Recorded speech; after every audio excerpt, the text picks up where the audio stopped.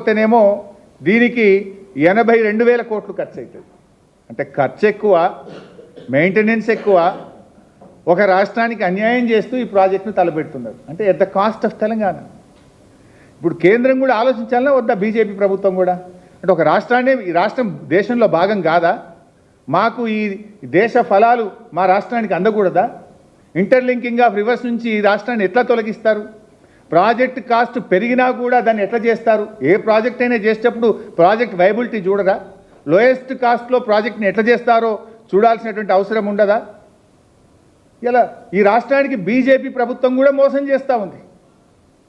Sir Revanth Reddy అంటే ఆయన surrender అయిపోయింది, ఆయన గురుదక్షిణ చెల్లించుకునే పనిలో ఉన్నాడు. మరి పెద్దన్న పాత్ర పోషించాల్సిన బీజేపీ ఈ తెలంగాణ ప్రయోజనాల గురించి ఎందుకు ఆలోచించడం లేదు అని చెప్పి ఈరోజు మేము ప్రశ్నిస్తూ ఉన్నాం.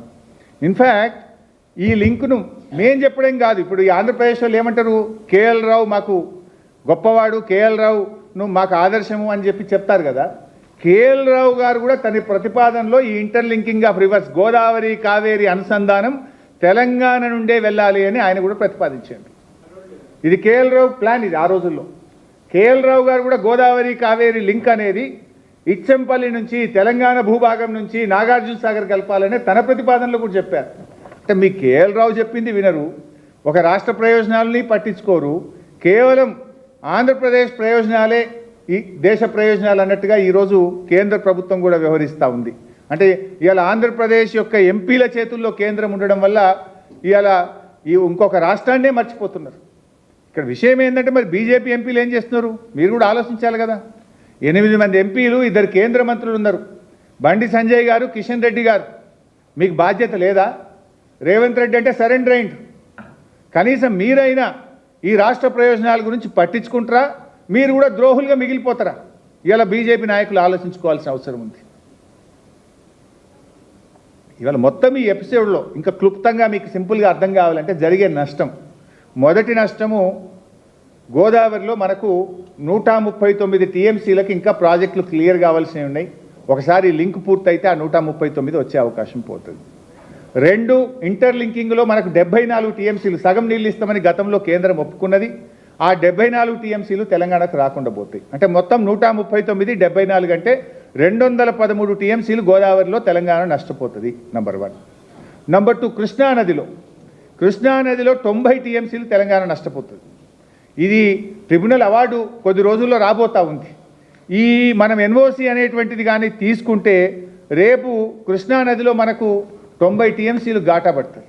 ఇవాళ మనకు చాలా కల్వకుర్తికి 40 టీఎంసీలు మనం నికర జలాలు కేటాయించుకోవాలి, ఎస్ఎల్బీసీకి 40 టీఎంసీలు కేటాయించుకోవాలి, దిండికి 30 టీఎంసీలు కేటాయించుకోవాలి, నెట్టంపాడుకు 20 టీఎంసీలు కేటాయించుకోవాలి. మనకు చాలా అవసరాలు ఉన్నాయి.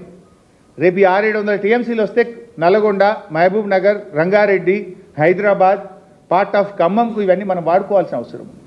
మీరు ఈ 90 టీఎంసీ మన నీళ్ళే మనకు, మీరు ఎన్ఓసీ తీసుకుంటే రేపు ట్రిబ్యునల్ అవార్డు మీద దీని ప్రభావం పడి కృష్ణానదిలో తెలంగాణకు 90 టీఎంసీలు నష్టం జరిగే అవకాశం ఉంది. ఇంకా ముఖ్యమైనది 16 టీఎంసీలు పైన కర్ణాటక మీరు ఆపుకోండి అని ఆంధ్రప్రదేశ్ క్లియరెన్స్ ఇస్తుంది. కింద మేము గోదావరి నీళ్లు కర్ణాటకకు చెందిన 16 మేము కింద వాడుకుంటాం, నల్లమల్ల సాగర్ మళ్ళిస్తాము అంటున్నారు. దాంట్లో ఫస్ట్ ఎఫెక్ట్ అయ్యేదే మహబూబ్ నగర్ జిల్లా. మొదటి నష్టం జూరాల ప్రాజెక్టుకు, మహబూబ్ నగర్ జిల్లాకు నష్టం జరుగుతుంది. 16 టీఎంసీలు పైన ఆగినాయి అనుకో, ఇలా పరిస్థితి ఏంది? మంచినీళ్ళకు కూడా జూరాల మీద ఆధారపడ్డటువంటి ప్రజలకు మంచినీళ్ళు కూడా లేవు కదా ఈరోజు. ఇప్పుడు యాసంగిలో ఏముంది? భీమా, నెట్టంపాడు, కోయిల్ సాగర్ మొత్తం క్రాప్ హాలిడే. ఇంకా 16 టీఎంసీలు పైన వాళ్ళు ఆపుకుంటే రేపు నష్టం మహబూబ్ నగర్ జిల్లాకు జరుగుతుంది కదా. నువ్వేదో పాలమూరు బిడ్డ అంటావు, నువ్వేం బిడ్డవు? పాలమూరు ద్రోహం చేస్తున్నావు నువ్వు. ఈ 16 టీఎంసీలు పైన కర్ణాటక ఆపుకుంటే నష్టం జరిగేది మహబూబ్ నగర్ కదా. నీళ్లు మొట్టమొదటి కృష్ణా జలాలు తగిలేదే మన జూరాలకు కదా. ఇలా రేపు ఈ 16 టీఎంసీలకు ఆంధ్రప్రదేశ్ ఒప్పుకుంటే దానికి నువ్వు కూడా సంతకం పెడితే నష్టపోయేది పాలమూరు జిల్లా. 4వ నష్టం ఏం జరుగుతుంది? We miss national project. ఆంధ్రప్రదేశ్కి ఏమో 2వ నేషనల్ ప్రాజెక్ట్ అవుతుంది. ఒక పోలవరం అయింది, ఇప్పుడు ఇది 2వది. గోదావరి బనకచెర్లకు కూడా ఇంకొక నేషనల్ ప్రాజెక్ట్ వస్తుంది. తెలంగాణకు నేషనల్ ప్రాజెక్టే ఉండదు.